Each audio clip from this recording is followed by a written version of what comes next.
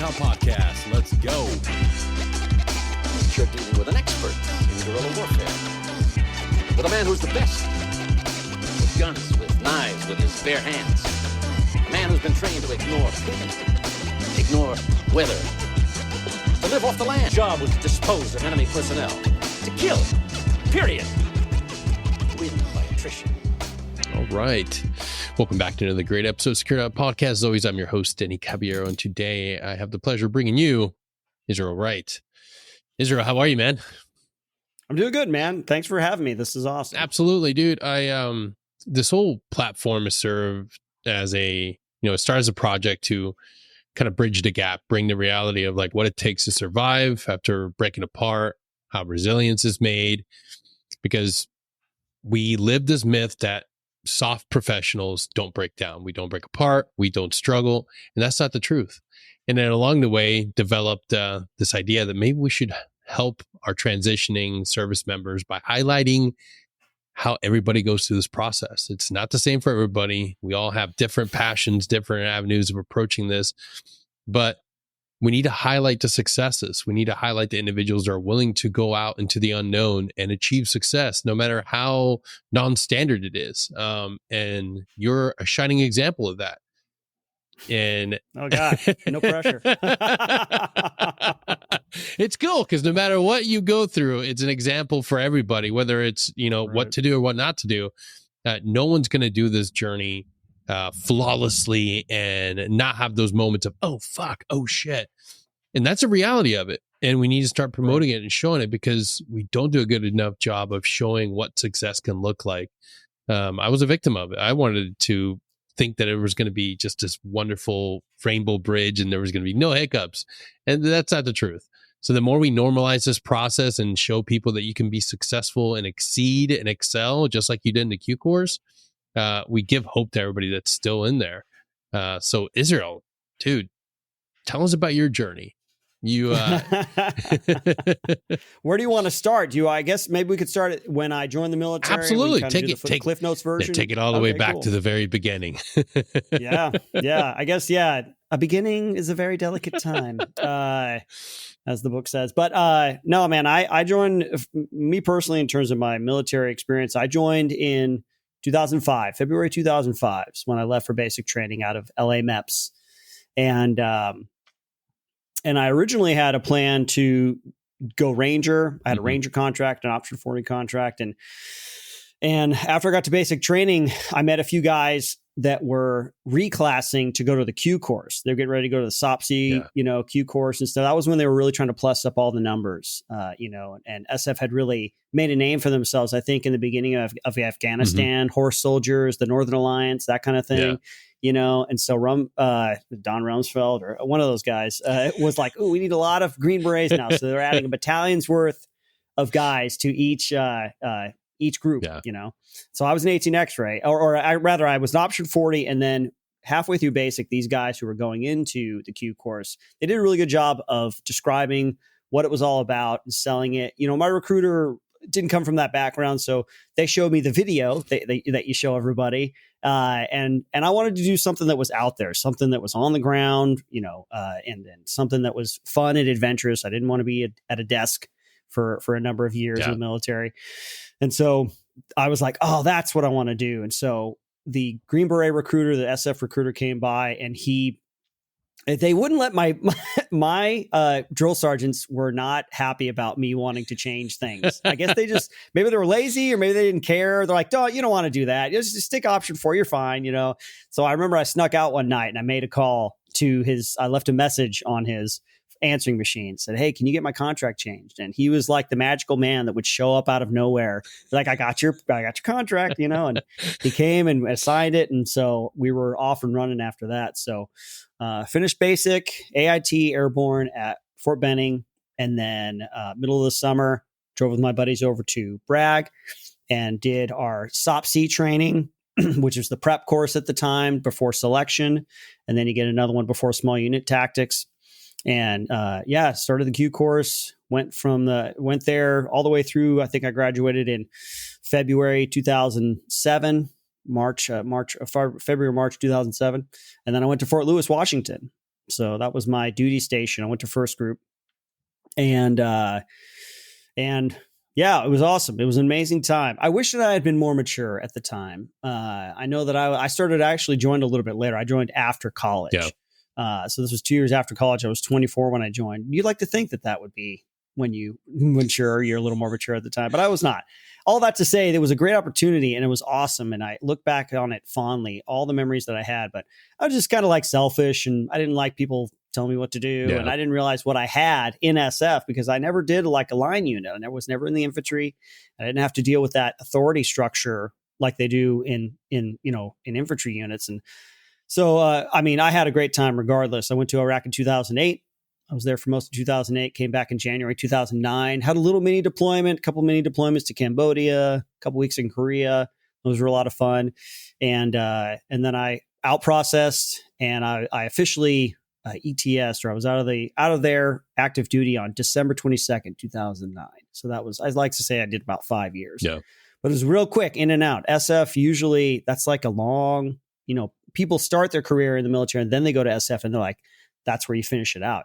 My buddy Dan, he did 20, he just finished 20, 21, 22 years in service, man. He had 8 deployments. He was like hardcore. And so like I looked up to people like him, but anyway, all that to say, my time in the Army was very short. And then I got out in 2009, came to LA and I was going to be an actor, Yeah. and that was when it going to be my thing. And I lived and I worked and I trained a little bit and I went for it. Every opportunity I got in the entertainment industry was because of my military experience. Because in LA, in the entertainment industry, you got to find a way to set yourself apart. Yeah. And more in the industry, it seems like somebody that looks like me has fewer and fewer opportunities. And so in 2019, I kind of had a change of heart, mostly just because I was getting older and nothing was really happening. And I was like, what am I to do? I still want to do entertainment related stuff. I love people. I love interacting with people. I love the human experience of all that. And so I thought, well, maybe I'd just been introduced to streaming from a friend who did it. I was like, that's amazing. You just hang out online and play video games and talk to people. I could do that. And so I started doing that early 2020 on a dedicated basis. And then COVID hit and all the lockdowns happened. Yeah. And so it was actually kind of a fortuitous time because everybody was tuning in anyway. Yeah, everyone's tuning in. They all got their government checks, so they got that money to spend, that excess income, and it was good. It was the heyday for a little while, no. And now afterwards, now that life has kind of returned to normal in most corners of the world, it's kind of the community has evened out, and those who wanted to stay have stayed, and so I'm very thankful. I'm thankful that anybody watches me stream. It's so weird, sometimes to think about. But as a friend of mine who is kind of a mentor for me in the streaming space said once, he's like, she said, you're already giving it what they want.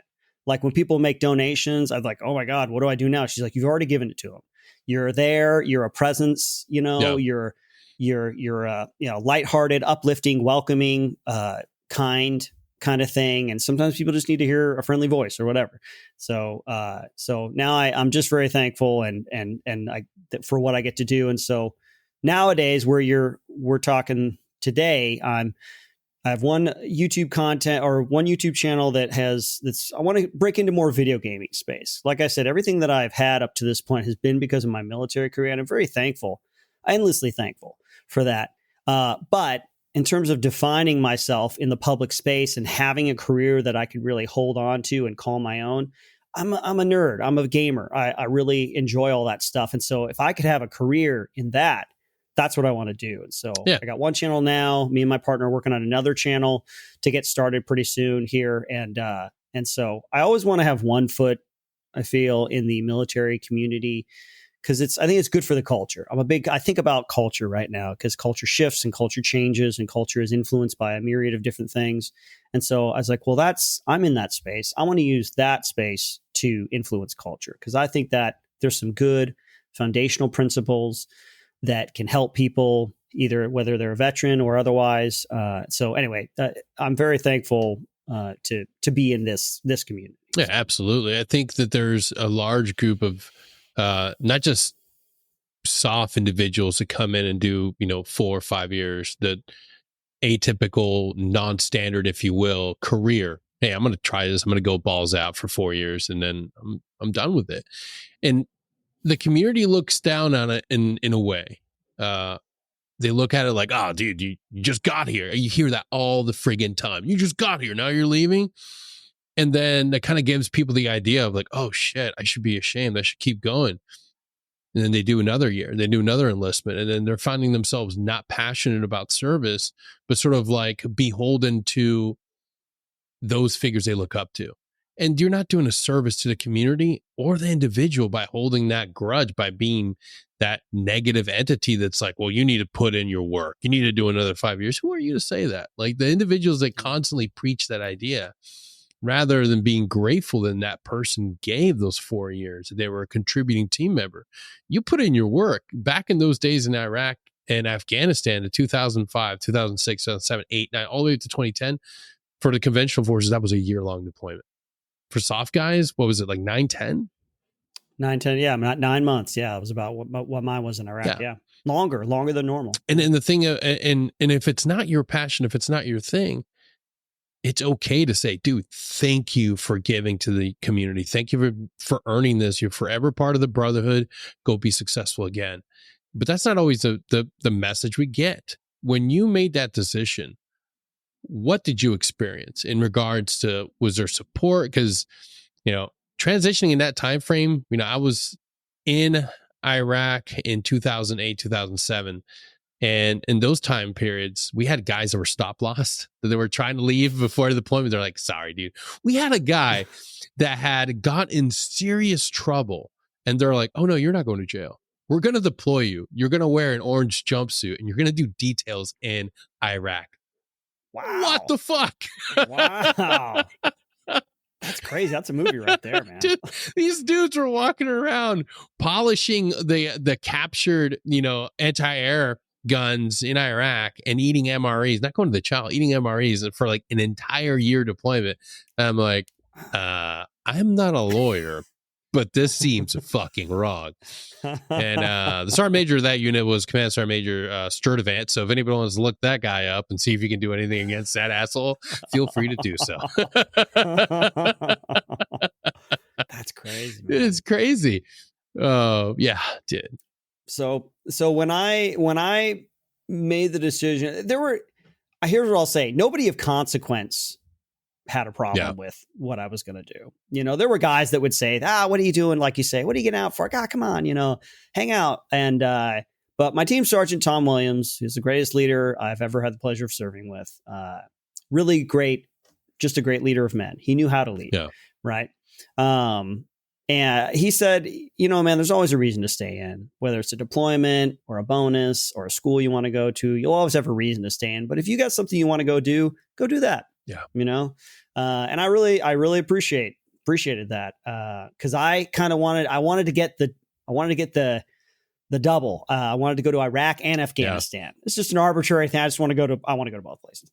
And so I did Iraq and they were getting ready to go to Afghanistan and they were training up for it. And I was just like, for a lack of a better reason to stay, I was like, well, I'll just go. I'm going to go be an actor. I'm going to go do that, And so, yeah, there was, one or a couple of guys that are like, give me a hard time about it. But ultimately, the people that mattered were supportive. Yeah. And so I'm thankful for that, because sometimes you look back, no matter what you do, I don't know, maybe not everybody's like this, but sometimes you think, man, could I have done that differently? Should I have stayed a little bit longer? Should I have done this, that, or the other thing? And it's just like, it doesn't do you any good. No, the past is past, and you got what you got.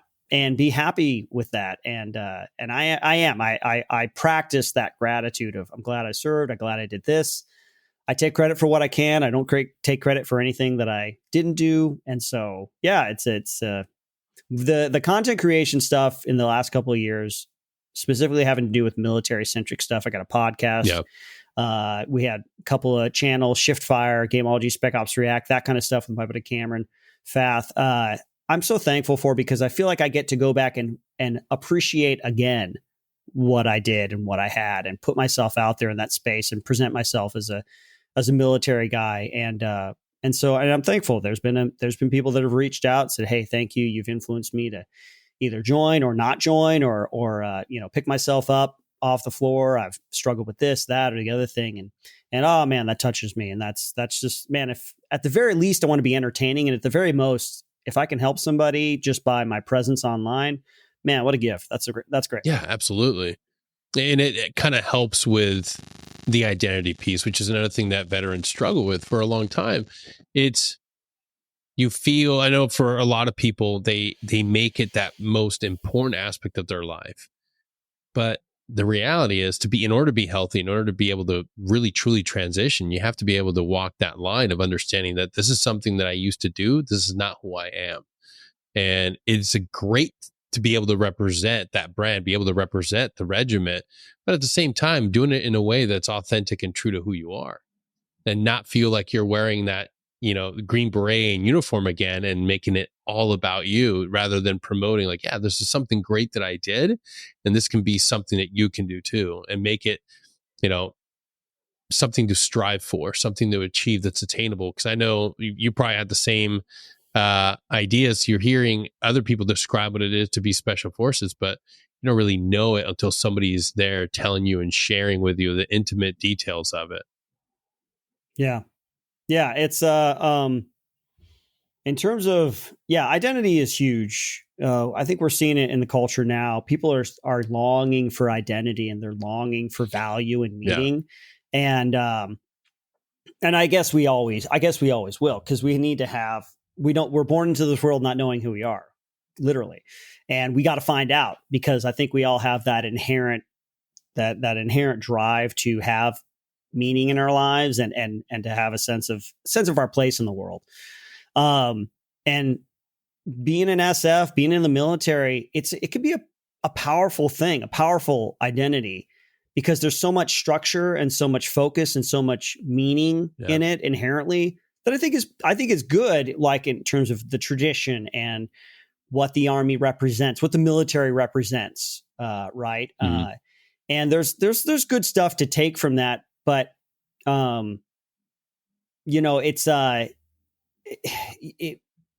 there has to be something transcendent that you can take with you and carry through to the rest of your life, to translate the rest of your life. Like the Army values, or I had a great experience when I was going through SOPSI to get ready to go to to selection. And the guy, he told the story, but it was about a story that he experienced where a Green Beret had come into the classroom and used his beret to wipe the chalkboard down, the whiteboard down, And they're like, oh, scandalous, and he's like, hey guys, it's just a hat. And his point of saying that was that you can live out the values of a Green Beret, the silent professionals, you live those out every day with how you live and what you say and what you do, and how you do the missions, and how you support your fellow service members. Is like the hat represents that, but it's not about the hat. The hat represents something more transcendent, And so for guys that are transitioning out, or getting ready to transition, or have transitioned out, that would be something that I have thought about. I think it's helpful to mention. And that's the good news, right? You can take those with you. You can live out the values of an infantry soldier, or even a chem-det, or a transportation guy, or a mortarman, or a Green Beret, or a ranger. You can live those out, and that's and you don't have to have the uniform anymore. You don't have to, you don't have to work out all the time. You don't have to, do the kind of, like, there's a very public visual aesthetic, and there's Grunt Life, there's Jocko Willink, there's David Goggins, and all that kind of stuff, and there's nothing inherently wrong with any of those things, but I guess I would say, don't let the aesthetic, don't let the surface level stuff take the place of the more underpinning values that those things are supposed to represent. Because I think that's, and I hope that that's encouraging to guys that are out there. I've spoken with a few dudes that struggle with some stuff afterwards, and Nate Boyer and MVP, and there's groups like that specifically focus on the transition, the afterwards, when you're not an elite athlete or an elite soldier anymore. It's you can take those with you. Absolutely, right? You can live those out, and that's good. That's encouraging. And then by virtue of that, you'll always have some piece of your service with you. Yeah. Personal excellence can be a part of your next brand. It doesn't have to stop when you're wearing the uniform and beret. Take that along with you. Hold that accountability, that waking up every morning ready to hit it and go hard. That can be part of your next mission. When you decided to go into this creative space, what was that journey like at the very beginning? How did you, I know for myself, like coming into this, there's like a lot of shock. There's a lot of like, oh shit, can I really do this? Can I really create this big mission? Can I really go after this? What were some of the things that you were facing when you decided, I'm gonna sit down, I'm gonna take this and go over and really do it? I mean, when you talk about the creative space, that's a really interesting space to go into because sometimes it can be hard to quantify, to measure, whether it's success or progress. Because, you build furniture for a living, you can see the progress. Yeah. It's very easy to see. You got a table at the end of it, and that's really cool. Or real estate, these kind of things where there's a structure and there's a progression, and at the end of it, you've accomplished something. The creative process for me has been really difficult because I like seeing those things. I like lists. I like the easy. It's right in front of you. You completed it. It's done. I love doing the dishes, because I did that. I did the dishes today, and so that's been a real challenge for me, creating structure in my life, to create, to quantify that progress and then to give myself credit for it at the end of it. Listen, nothing changed in my office today. Nothing moved places, but I did work today because I did some research and I wrote down some ideas and I communicated with my business partner, and we didn't make a video or shoot anything, but progress was made today. And then for me personally, I have to learn how to really push myself to make more and then to give myself more credit. Really foundationally, man, I mean, if I'm being honest, I've had to, in more recent years, really question why I've chosen to pursue a creative career. Because I come from a broken home. My childhood, my upbringing was very tumultuous and very chaotic and very full of strife and uncertainty and just brokenness, separation, moving around, all that kind of stuff. And that affects you, and I want anybody who's gone through that kind of same story to acknowledge that and give yourself a little bit of grace and a little bit of mercy for who you are today, because it was very affected by all of those things. Man, when I was a kid, all I wanted was for somebody to pay attention to me. Yeah. And here is acting, here's school plays, and here's acting. I even did some auditions when I was a little kid for some child acting stuff, and it felt so good because I had people looking at me and validating me and complimenting me.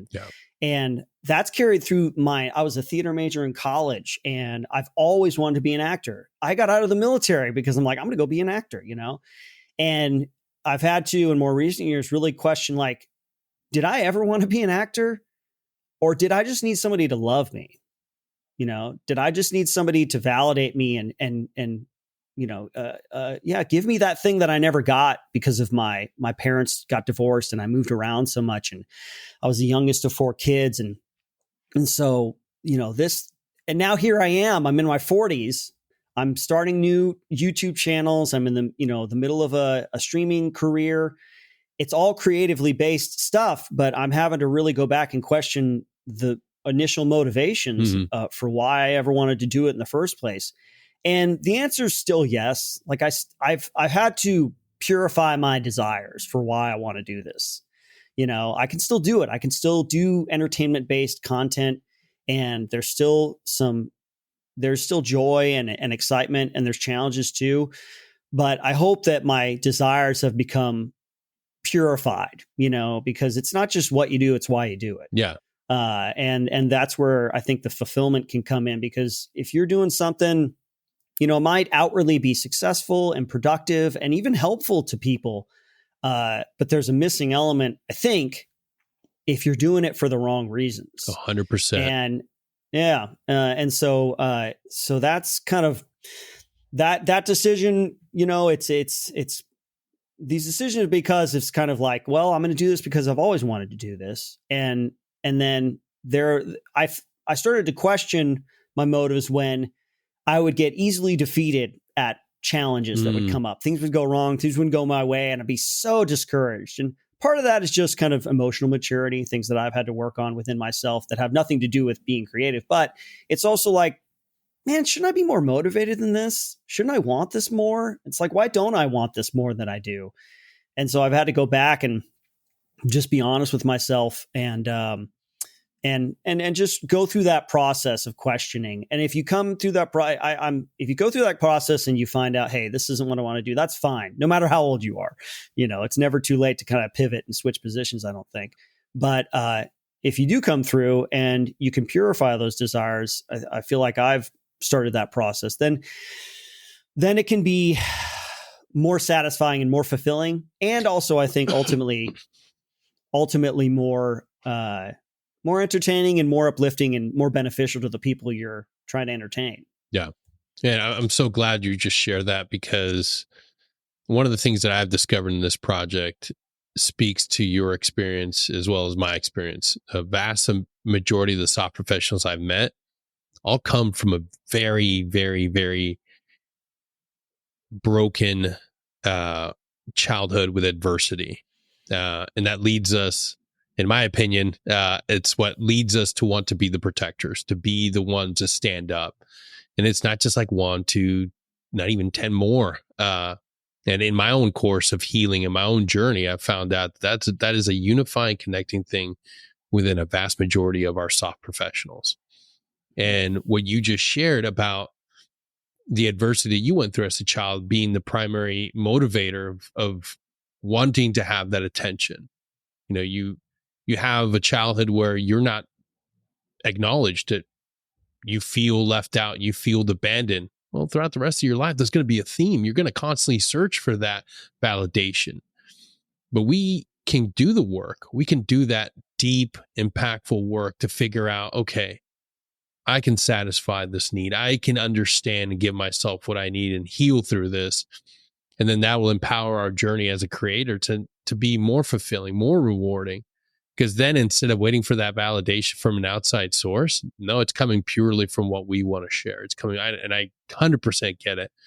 There are those days where like nobody's fucking downloading, nobody's fucking listening. But you know what? There's 1 or 2 people that get the message, that resonate with what you're saying, and the world is better for what you're putting out there, because it's not just glitzy and glamour, just pointless crap that you're throwing out there. You're putting something of value and of purpose that's meaningful. And then you understand your new mission. Then you understand it's just like being in Iraq and Afghanistan.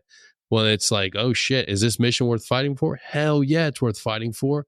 We're going to make a difference for that village and those people over there.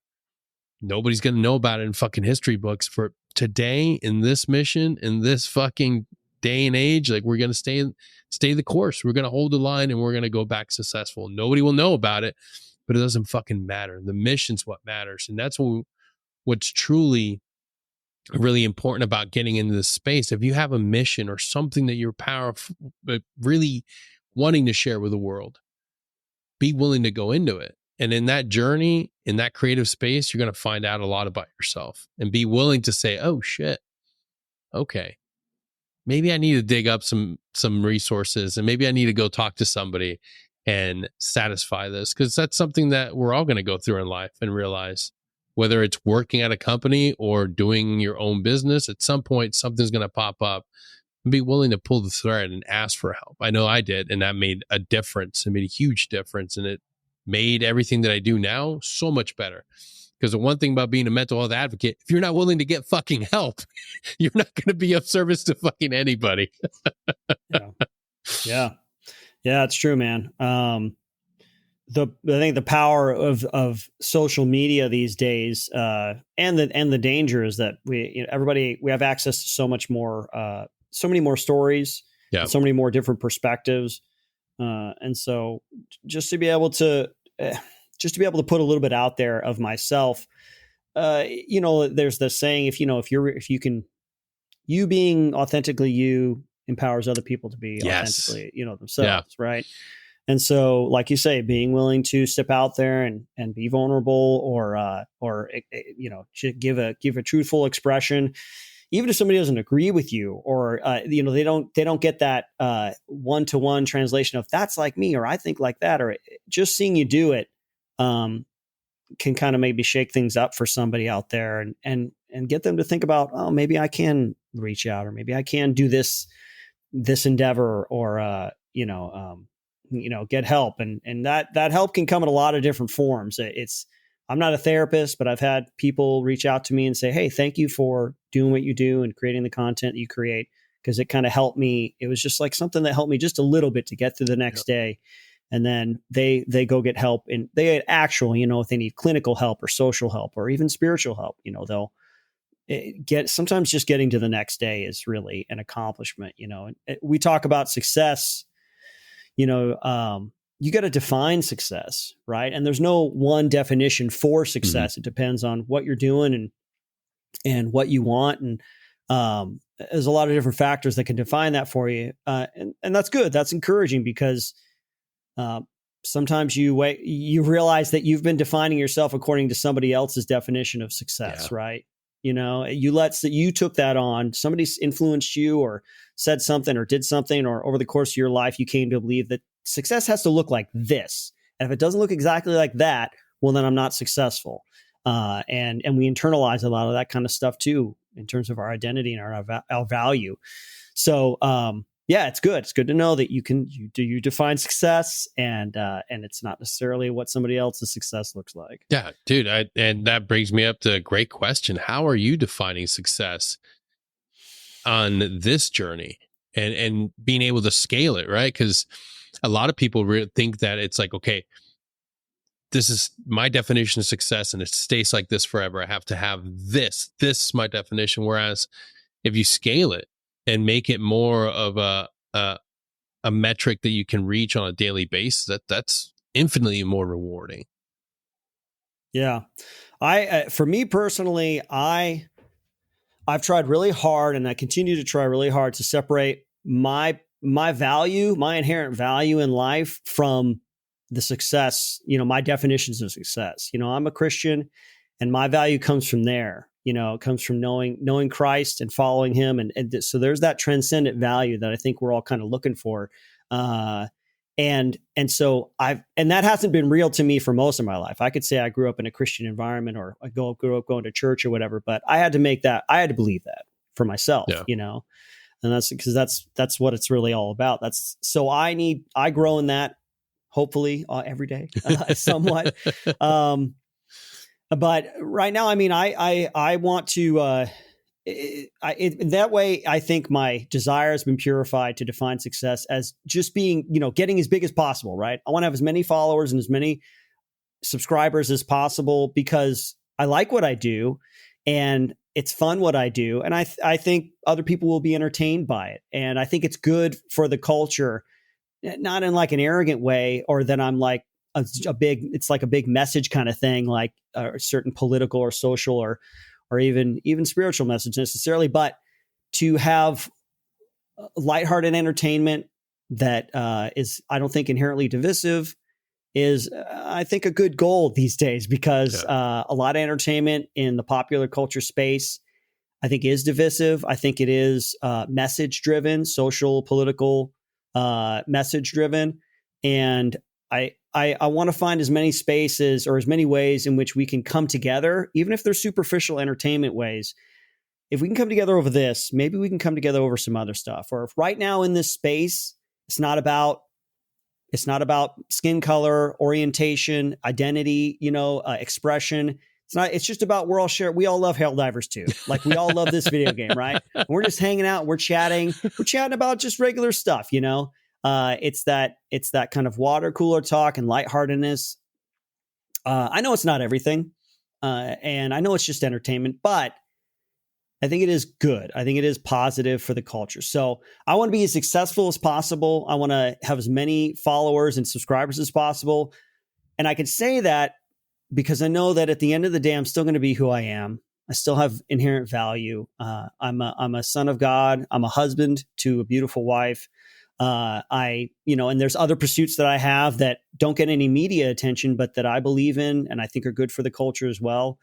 And so in terms of success in this public space, YouTube, podcast, live streaming and stuff, I want to be as big as possible. Yeah. Why not? Because I need something to shoot for. I need a goal. I need a reason to get up in the morning, and it makes me feel good to think, what if I could be that guy? I could be the Markiplier. I could be the Jacksepticeye. I could be the ninja, and I know that there's challenges that come with that, but hopefully at the end of the day, no matter how successful or unsuccessful I am in reaching that goal, I still know who I am, dude. And it's not connected to my career success, so I want to be big. Yeah, dude, you just, you brought up something that I love talking about now more than ever. I think more people have gotten very bold and have finally started talking about it a lot more. Faith, mind, body, and spirit, 3 spheres that we as SOP professionals, as veterans, as first responders have to really cultivate in order to heal, in order to be our best selves, in order to be prepared to take on all those challenges we take on life. Have you always been a Christian? Have you always followed faith? How does it play in your life now? My background, I was a kid. I could say I grew up going to church, grew up reading the Bible. My parents gave me good stuff. Mm-hmm. Like, despite their flaws and their failings, they gave me good seeds for my faith later on. And I could say from my perspective, I know that God has always had his hand on me and guided me to where he wanted me to go, even especially in the military. But I would say that in terms of my Christianity, I came to faith sometime when I was in the military, because I was removed from everything that I knew, everything familiar, every other outside influence. And I was just alone. And I would go to chapel during basic training, or I would go to a church when I was out at Fort Bragg.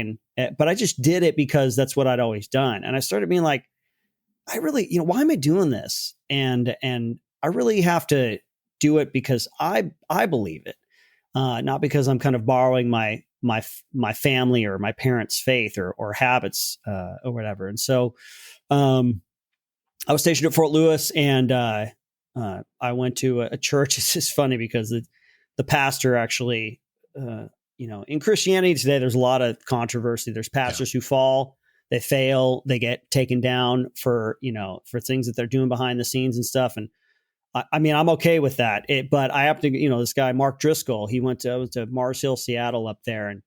And I really learned a lot from him because he was all about being a Christian man. Like, what does it mean? What does manhood mean from the biblical perspective? So, I was really challenged by that. How you treat women and how you treat younger people and how you treat everybody. And then a couple of years later, he had to step down because of like some charges and stuff. Yeah. So, but God makes straight lines with crooked sticks. So, so I did get some influence from that. And so it's been a journey ever since then.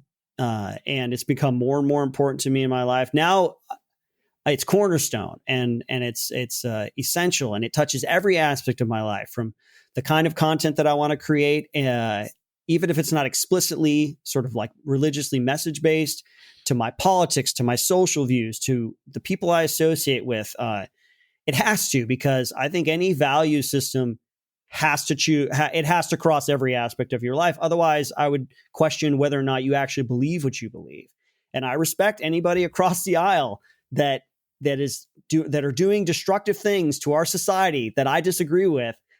They're out there in the streets and they're pushing and they're influencing society. And so that has challenged me in my faith to ask myself, what am I really, really willing to go to the mat for? Yeah. What hill am I really willing to die on in any area? And so, I have to let my faith, my belief in Jesus Christ, I have to let that influence every aspect of my life, because it demands nothing less. And if you're going to give yourself fully to a belief system, you better be willing to believe it fully, and go to the mat for it, because maybe you just don't actually believe it, or maybe you're just trying to make yourself feel good. Absolutely. Dude, I think the amazing thing is we're constantly advocating for positivity and good morals to be displayed where our youth go to.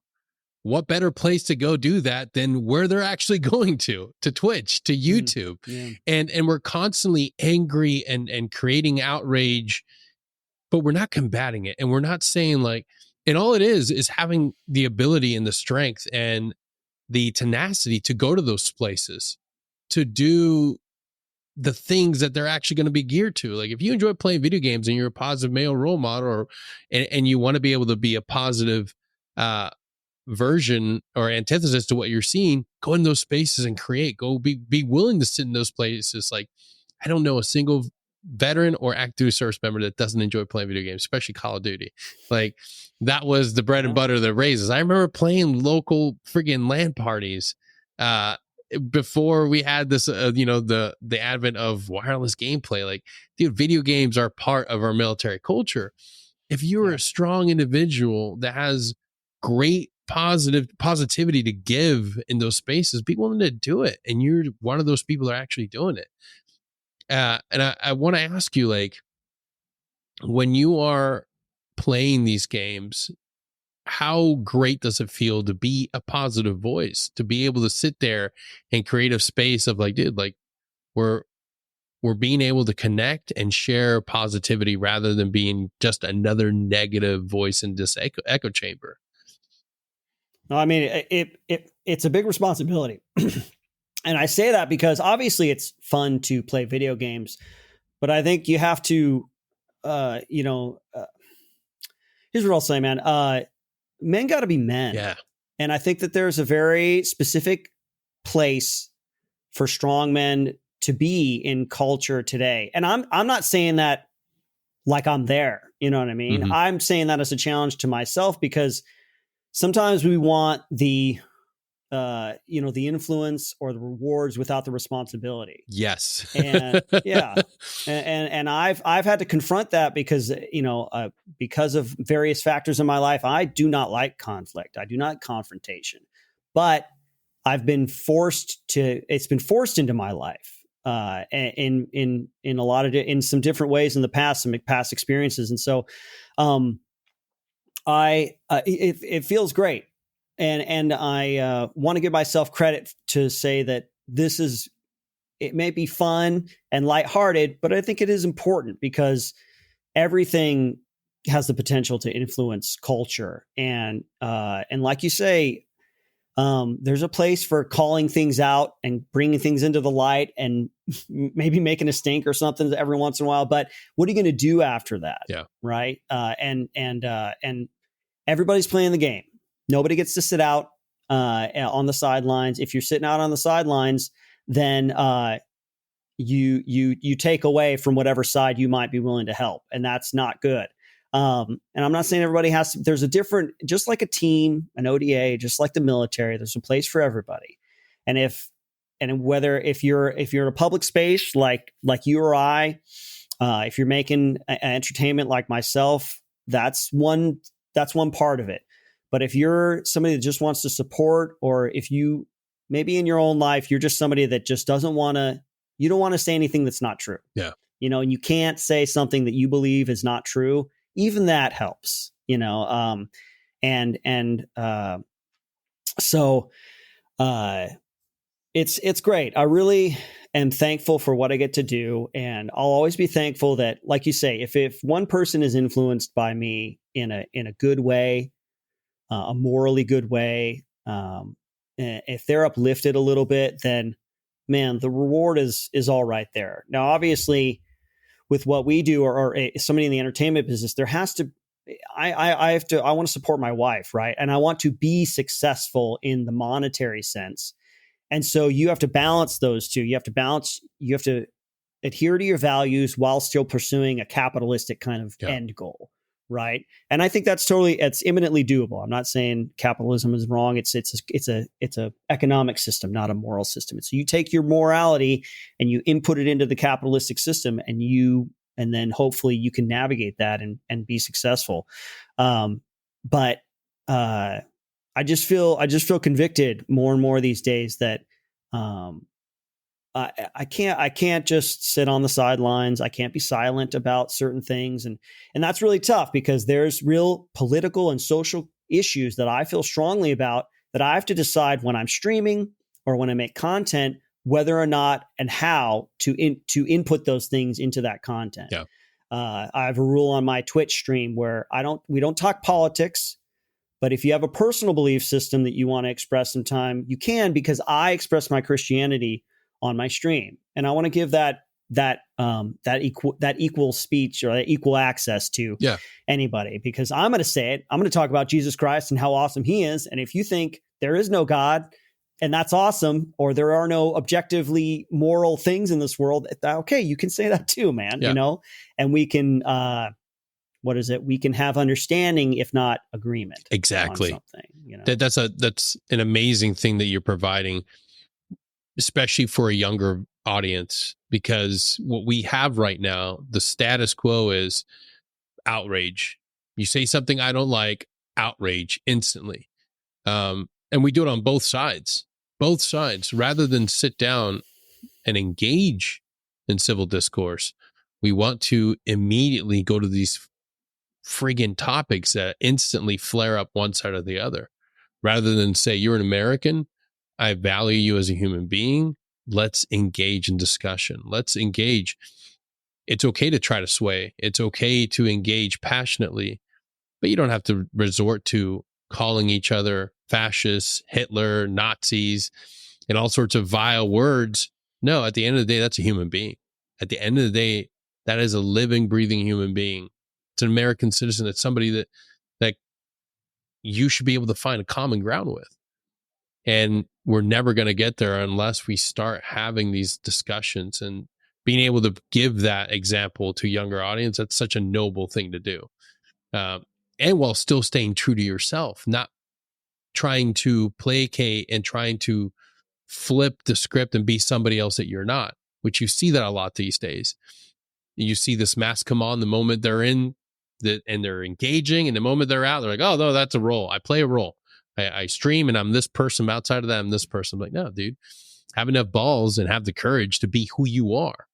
And that doesn't mean you have to be hurtful and mean. That just means that you can go out there and present yourself and be passionate about what you truly believe in. In this world of being a creator, people tend to think that it's just wake up, get on a video game, and then you're just playing video games, having a fun time. Like, yeah, I'm going to record a podcast. It's a great time. There's so much more to it. There's this idea that you have to be your own operations manager. You have to be your own publicity team. You have to be your own marketing team. How do you manage the day-to-day operations, and can you give us a glimpse into your world and how you make this happen? Because it's something that I know I was struggling to figure out, and I kind of put it together. I kind of took all the resources that I had from being a warrant officer, from going to a project manager's course, to being a scrum master, and realizing like all those little things are valuable. And once I started applying them to my own life as a creator, as a podcaster, I realized that, oh shit, I don't need the cavalry. I don't need a PR team. I don't need a social media team. I can do this. Man, that's big. It's a big question. First of all, let me say that I'm not special. I'm not smarter than anybody else. I'm a regular guy. I would even say that there's some stuff that I struggle with that hinders my ability to format my time and be effective in my time management and pursue a creative career. All that to say, the world there's so many resources out there. And and like you say, you talked about it a little bit.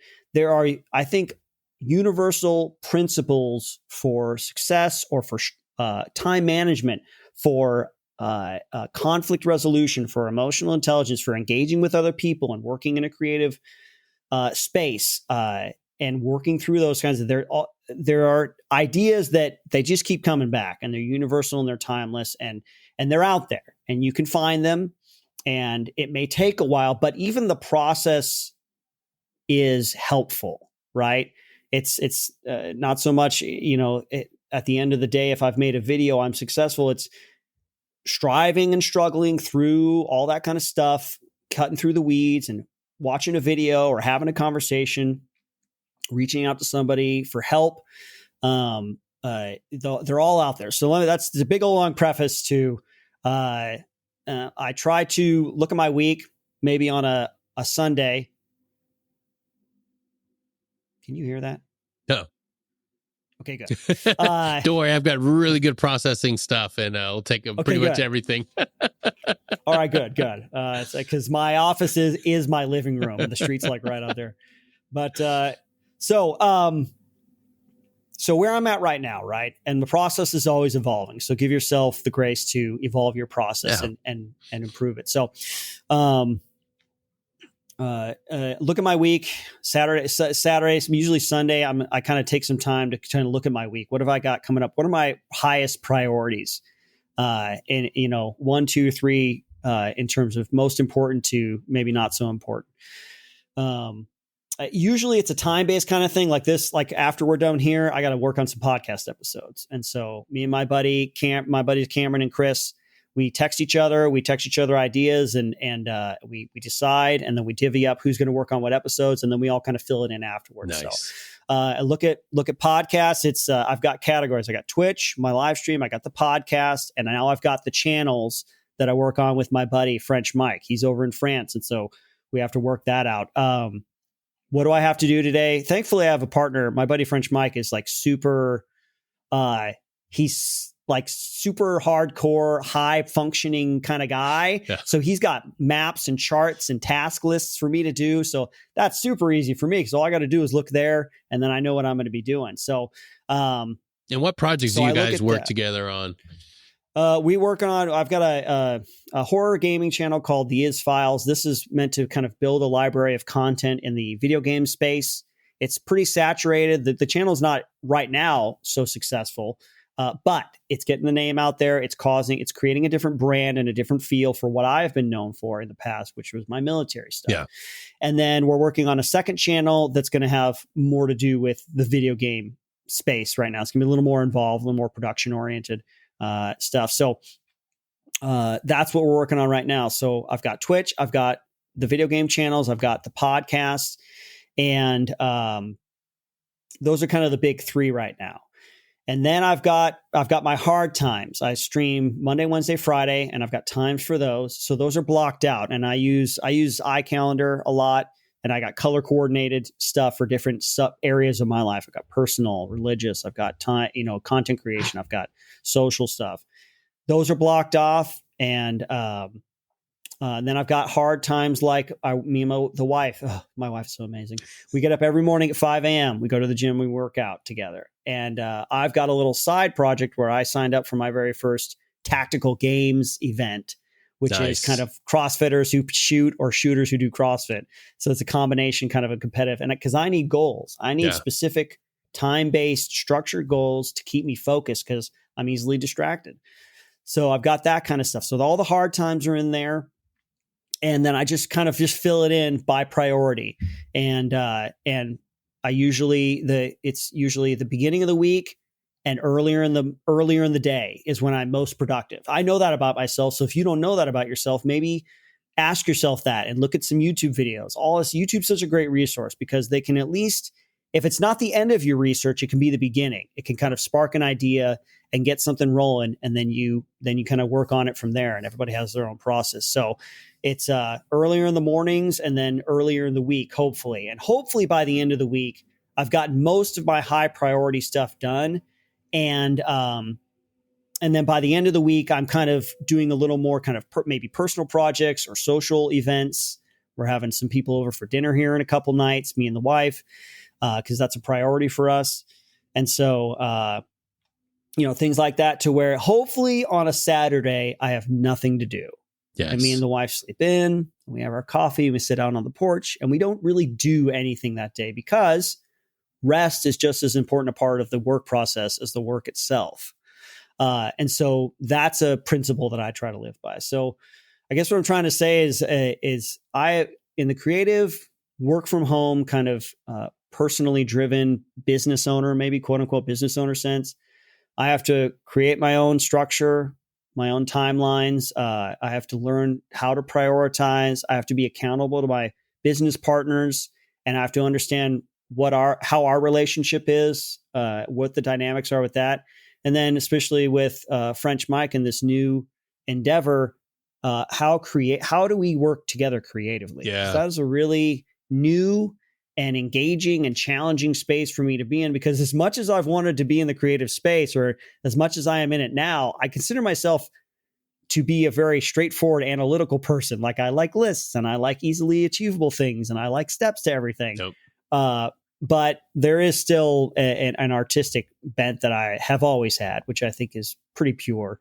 And so yeah, I hope that kind of gives you some insight into Absolutely. my week. I think that universal and timeless principles, they're all there.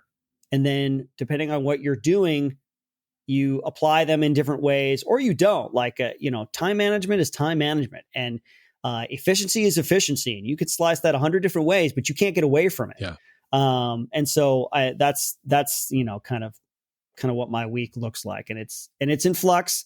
I'll tell you something about myself. I like novelty, and I like doing things differently. I couldn't go to an office every day and do the same thing. Now, if I went to an office every day and did different things, that's cool. But I like the challenge and the freedom and the responsibility of pursuing a self-propelled creative career, because it's a lot bigger responsibility, but it is very rewarding and very satisfying. Yeah, it comes with a lot of ambiguity and a lot of flexibility and a lot of having to think outside the box. But I couldn't think of a better demographic of individuals better suited for this type of job than soft professionals or active duty service members. So it shouldn't be something that scares you. It should be something that excites you. The opportunities are out there. We've seen the success within our own community. We've seen guys that have made it and are thriving in it. So that should tell you that there is an opportunity. You don't have to do the same thing. Oftentimes people think that idea that, I need to be the next Mr. Beast or Mr. Ball. I need to be the next group of guys and do exactly. No, that's not going to work. There's already somebody like that. Be you. Be your own authentic self. And if you have something worth sharing with the world, be crazy enough, be audacious enough, be willing to do it, because that's what people want to see. They don't want to see the same. I mean, there's already David Goggins. There's already a Jocko Willenick. We don't need any more of that. We need you out there being willing to create something of purpose, of service to individuals. So yeah, just be brave enough. If you're listening to this and you find this to be your calling, go into it, my man or lady.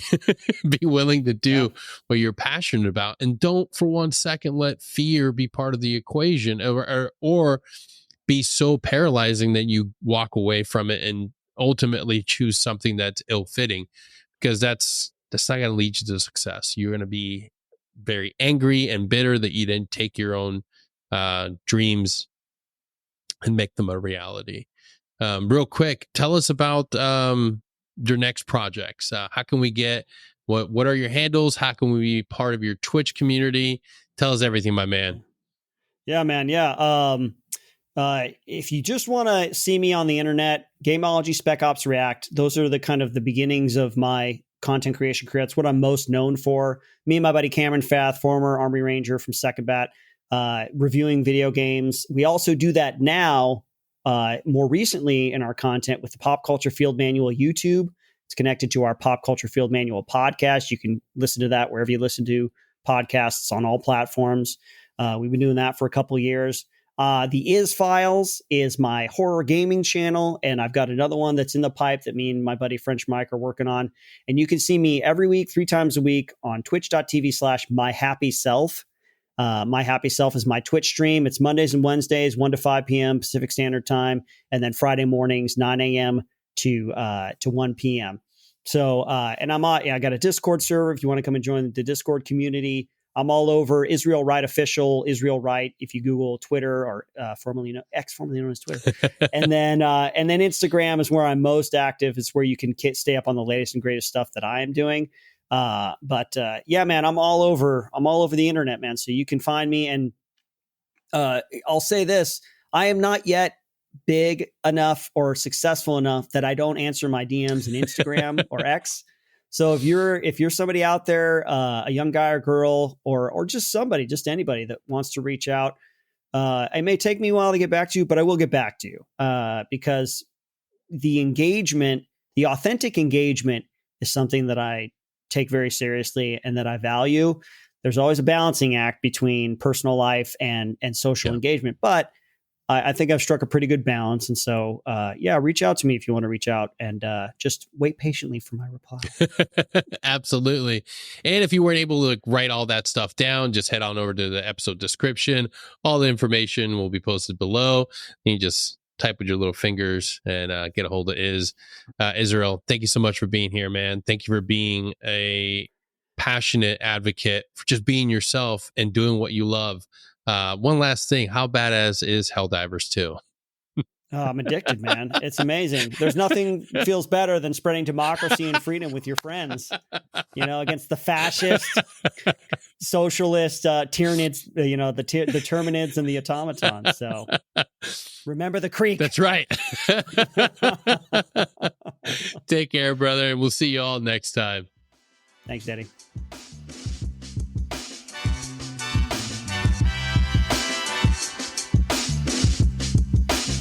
If you like what we're doing and you're enjoying the show, don't forget to share us, like us, subscribe, and head on over to our Patreon where you can be part of our community and get access to all of our episodes as soon as they drop.